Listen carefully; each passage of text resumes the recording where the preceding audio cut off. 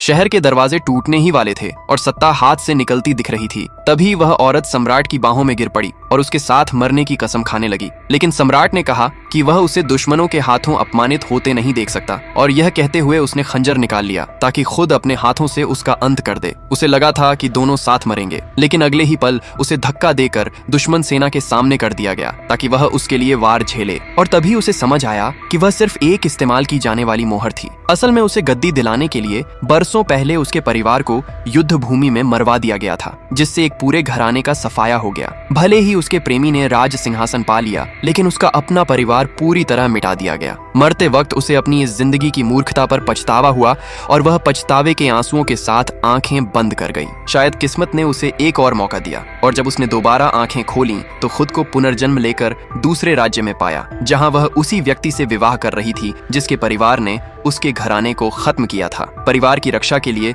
उसे इस शादी को निभाना ही था, और उसने तय कर लिया कि इस जन्म में वह किसी भी हाल में अपने पति का दिल जीतेगी। पहली ही रात उसने खुद को घायल कर लिया ताकि वह उसकी ओर आकर्षित हो, लेकिन पति ने उससे दूरी बनाए रखी और तलवार दोनों के बीच रखकर चेतावनी दी। रिश्ते की बर्फ तोड़ने के लिए उसने अपनी जान तक जोखिम में डाल दी, जिससे पति को अपराध बोध हुआ। धीरे धीरे हालात बदले, लेकिन साजिशें खत्म नहीं हुई। परिवार के भीतर ईर्ष्या, धोखा और गलत फहमियां बढ़ती रहीं, जिससे वह औरत अपमानित होकर घर से निकाल दी गई और रास्ते में अपहृत हो गई। जब वह होश में आई तो एक ऐसे व्यक्ति को देखा जिससे उसका पिछला जन्म जुड़ा था, लेकिन अब हालात पूरी तरह बदल चुके थे। युद्ध सिर पर था, शहर बारूद से भरा था और उसका पति खतरे में था। उसने अपनी जान की परवाह के बिना सच बताने की कोशिश की, और अंत में युद्ध भूमि के बीच खड़ी होकर फैसला करना पड़ा कि वह किस पर भरोसा करे। उसने एक बार फिर दांव लगाया और पति की ओर दौड़ी, जहां उसे बचाने के लिए वह खुद मौत के सामने खड़ा हो गया। इसके बाद दोनों के रिश्ते में गहराई आई, लेकिन अतीत की नफरत और खून का बदला फिर सिर उठाने लगा। जब उसे पता चला कि उसका पति अब भी उसके परिवार को खत्म करने की योजना बना रहा है, तो उसने चोरी से उन्हें चेतावनी देने की कोशिश की,